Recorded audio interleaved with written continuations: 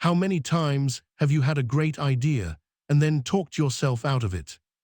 You feel the urge to wake up early, speak up in a meeting, start exercising, post that content, or make that difficult call. And then hesitation creeps in. You overthink, you delay, and just like that, the moment is gone. And before we go any further, if you want to stop procrastinating and start acting with confidence, subscribe to the book Day and become better than yesterday. This book, The 5-Second Rule, is written by Mel Robbins, someone who didn't create this rule from theory, but from desperation. At one point in her life, she was stuck. Financial stress, anxiety, no motivation. She knew what she needed to do, but she couldn't get herself to do it. And that's when she discovered something simple that changed everything. The problem, Mel explains, is not laziness. It's not lack of discipline. It's hesitation. The human brain is designed to protect you, not to help you grow. The moment you get an impulse to act outside your comfort zone, your brain interprets it as a threat. It starts generating excuses, doubts, and fears, not because the action is dangerous, but because it is unfamiliar. And here's the key insight of the book. You have about 5 seconds before your brain talks you out of action. That's it. Once those 5 seconds pass, the brain takes control. It shifts you into autopilot. Comfort wins, nothing changes. Mel Robbins realized that if she could interrupt that hesitation window, she could bypass fear. So she created a rule so simple it sounds almost stupid at first. The moment you feel the instinct to act, you count backward. 5, 4, 3, 2, 1, go. And you move, physically, immediately. This is not a motivational trick, it's a neurological one. Counting backward interrupts the brain's habit loop. It shifts control from the emotional brain to the prefrontal cortex, the part responsible for decision-making. In those 5 seconds, you don't argue, you don't negotiate, you don't wait to feel ready. You act. Mel explains that confidence does not come before action. Confidence is built by action. Waiting to feel confident is a trap that keeps people stuck for years. The people you admire didn't feel ready either. They just moved before fear could stop them. This book challenges a dangerous myth that motivation comes first. It does. Motivation follows action, courage follows movement, clarity follows engagement. The 5-second rule is not about forcing massive change overnight. It's about winning small moments, getting out of bed, raising your hand, starting the workout, sending the message, taking the step. Every time you act instead of hesitate, you cast a vote for the person you want to become.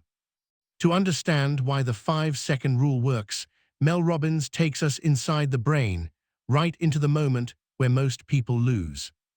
The instant you get an idea to act, your brain starts a silent countdown, not 5 seconds forward but backward into fear. The mind scans for risk, embarrassment, failure, discomfort. And because your brain's job is to keep you safe, not successful, it does exactly what it's designed to do. It stops you. This is called hesitation, and it's the enemy of action. Mel explains that hesitation is not a personality flaw. It's a biological response.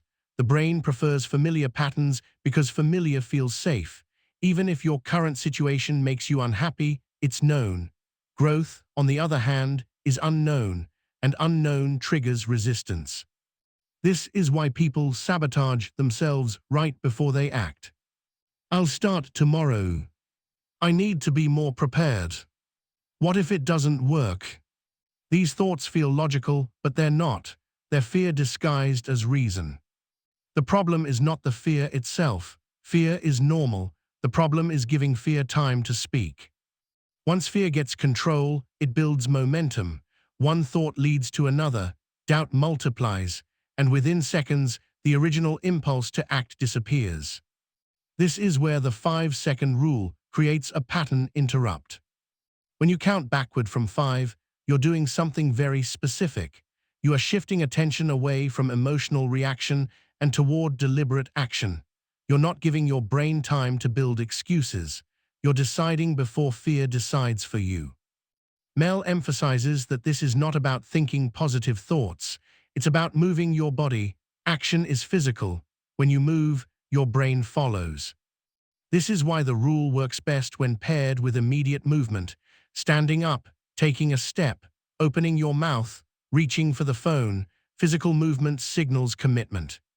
Another powerful idea here is that the brain learns from behavior.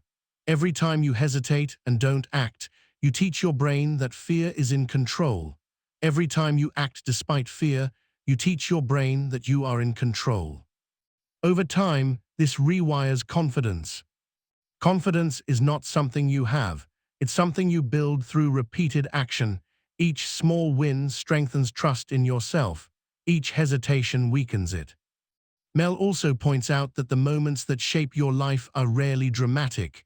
They are quiet, ordinary, private. No one sees them, but they compound. Choosing to get out of bed. Choosing to speak up. Choosing to start. These moments determine direction. The 5-second rule does not remove fear. It removes fear's authority. You don't wait to feel brave. You act, and bravery follows. As the 5-second rule moves forward, Mel Robbins connects action to something most people desperately want, but rarely build correctly: confidence. Most people believe confidence is a feeling. They think confident people wake up fearless, ready, and sure of themselves. Mel explains this is completely wrong. Confidence is not a personality trait. It is a result of action. Waiting to feel confident before acting is one of the biggest traps people fall into. The truth is uncomfortable but freeing.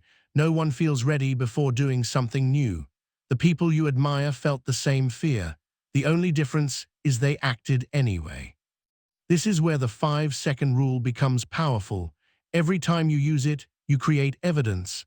Evidence that you can act despite fear, and the brain learns from evidence, not affirmations. Mel explains that procrastination is not about time management. It's about emotion management. When a task makes you feel overwhelmed, insecure, bored, or afraid, the brain looks for relief. That relief often comes in the form of distraction. Scrolling, delaying, avoiding. The 5-second rule short-circuits this pattern. Instead of asking yourself how you feel, you act on what you know you should do. You don't debate. You don't negotiate. You move. This is especially powerful with self-doubt. Self-doubt grows when thoughts loop without action. The longer you think, the stronger doubt becomes. Action breaks the loop. Mel emphasizes that courage is not the absence of fear. Courage is the decision to act before fear talks you out of it. Another important idea in this section is identity. Every time you hesitate, you reinforce the identity of someone who backs down. Every time you act, you reinforce the identity of someone who shows up. Identity is built in moments, not declarations. You don't become confident by saying, "I am confident." You become confident by doing confident actions. Small actions count: sending the email, raising your hand, starting the workout, speaking one sentence. Each action builds trust in yourself. Mel also talks about the danger of waiting for motivation. Motivation is unreliable. It comes and goes based on mood, sleep, and environment. Action, on the other hand, creates motivation. When you start, energy follows. This flips the traditional advice on its head. You don't wait for the right mood. You act, and the mood adjusts. The rule also teaches self-respect. When you follow through on small commitments, you stop disappointing yourself. Over time, this creates internal stability. You begin to trust yourself again. Trust is the foundation of confidence. The more you use the rule, the quieter self-doubt becomes. Not because fear disappears, but because fear no longer gets the final vote. As Mel Robbins goes deeper into the 5-second rule, she focuses on one of the most common struggles people face: procrastination. Not the kind that comes from laziness, but the kind that comes from fear, overwhelm, and perfectionism. Procrastination is not about avoiding work. It's about avoiding uncomfortable feelings. When a task feels heavy, confusing, or emotionally charged, the brain looks for relief. That relief usually comes from delay. "I'll do it later" feels good in the moment, but that short-term comfort creates long-term stress. Mel explains that procrastination happens in micro-moments. You don't decide to procrastinate for the day. You hesitate for a few seconds. Those seconds determine everything. This is exactly where the 5-second rule belongs.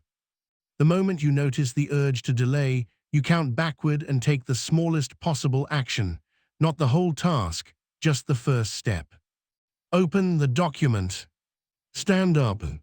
Write one sentence. Send one message. Small actions matter because they lower emotional resistance. The brain stops panicking once movement begins. Mel emphasizes that perfectionism is often disguised procrastination. People say they want to do things right, but what they're really avoiding is judgment or failure. Waiting to be perfect keeps people stuck forever. The 5-second rule breaks perfectionism by forcing action before the inner critic takes over. You don't aim for perfect, you aim for started. Another powerful insight here is about habit formation. When you repeatedly act within 5 seconds, you train your brain to respond to intention with movement. Over time, hesitation weakens. Action becomes normal. This is how habits change, not through massive motivation, but through repeated micro-decisions. Mel also explains that the rule works best when you use it consistently, not selectively. The brain learns patterns quickly. If you sometimes act and sometimes hesitate, hesitation stays alive. When you act consistently, the brain adapts. This doesn't mean you become robotic or forceful. It means you become reliable to yourself. The rule is especially effective in the morning. The first action of the day sets the tone. When you get out of bed immediately instead of hitting snooze, you send a powerful message to your brain: I act when I decide. That identity carries into the rest of the day. Mel stresses that change does not come from dramatic breakthroughs. It comes from respecting small moments. Those moments compound into confidence, discipline, and momentum. Procrastination shrinks when action becomes automatic. As the 5-second rule expands beyond productivity, Mel Robbins shows that this simple rule doesn't just change what you do. It changes how you relate to your emotions and to other people. One of the most powerful applications of the rule is in emotional moments. When something triggers you, criticism, rejection, embarrassment, anger, your brain reacts instantly. Most people speak, defend, or withdraw without thinking, and once words are out, damage is done. Mel explains that emotions rise fast, but they also pass quickly if you don't feed them. The 5-second rule creates a pause, a small gap between feeling and reaction. In those 5 seconds, you regain choice. Instead of snapping back, you pause. Instead of shutting down, you breathe. Instead of over-explaining, you stay grounded. That pause changes outcomes. This is especially powerful in relationships. Many arguments don't start because of big issues. They start because of unfiltered reactions. The rule helps you respond intentionally instead of emotionally. Mel also talks about using the rule to speak up. Most people regret the things they didn't say more than the things they did. The urge to speak comes and fear immediately follows. What if I sound stupid? What if they judge me? What if I'm wrong? 5 seconds later, the moment is gone. The rule helps you reclaim your voice. You feel the urge, you count, you speak, not perfectly, not dramatically, just honestly. Over time, this builds courage, not loud courage, but quiet self-trust. The rule also works for setting boundaries, saying no, asking for help, expressing needs. These moments feel uncomfortable because they threaten approval. The brain resists. But each time you act instead of hesitate, you teach yourself that discomfort is survivable, that your needs matter, that respect starts with action. Mel emphasizes that using the rule in emotional moments rewires how you see yourself. You stop feeling powerless. You stop feeling reactive. You start feeling capable. Another important idea here is that the rule helps with breaking emotional habits. If you tend to overthink, complain, self-criticize, or withdraw, Those are habits too. They run automatically. The moment you notice the pattern, you count backward and interrupt it. Stand up, change posture, shift attention, move. Emotion follows motion. This is not suppression, it's redirection. Mel reminds readers that the goal is not to control life. It's to control your response to life. You cannot eliminate stress, fear, or uncertainty, but you can choose how quickly you move past hesitation. Small emotional wins compound just like productive ones. Every time you pause before reacting, you gain clarity. Every time you speak instead of stay silent, you gain confidence. Every time you act instead of avoid, you gain momentum. As the 5-second rule comes to a close, Mel Robbins leaves us with a truth that feels simple, but changes everything when you live it. Your life changes in moments of decision, not moments of intention. Most people have good intentions. They want to improve, they want to be confident, they want to change habits, speak up, and move forward. But intention without action stays trapped in the mind. The 5-second rule is the bridge between intention and action. It works because it respects how the brain actually functions. It doesn't ask you to be fearless. It doesn't demand motivation. It gives you a tool to move before fear takes over. Fear never disappears. What changes is who listens to it. Every time you use the rule, you strengthen self-trust. You prove to yourself that you can act even when it feels uncomfortable. Over time, this creates a powerful internal shift. You stop seeing yourself as someone who hesitates. You start seeing yourself as someone who moves. Mel emphasizes that change does not come from one big decision. It comes from hundreds of small ones: getting out of bed, starting the task, raising your hand, speaking the truth. Each moment matters. The rule also teaches self-respect. When you act on your instincts, you honor yourself. When you ignore them, you quietly weaken your confidence. The more you show up for yourself, the more you trust yourself. This is why the rule feels empowering. It puts control back in your hands, not control over outcomes, but control over effort. You don't need to know how everything will work out. You only need to take the next step before your brain shuts it down. The book's final message is clear. Action creates clarity. Waiting for clarity keeps you stuck. Movement creates information. Information builds confidence. Confidence leads to growth. This is not about becoming someone new. It's about becoming consistent with who you already want to be. 5 seconds is all it takes to change direction. 5 seconds to break hesitation. 5 seconds to choose courage over comfort. Those small moments, repeated daily, shape your life far more than grand plans ever will. The 5-second rule is not a magic trick. It's a discipline, one that rewards those willing to act before fear speaks.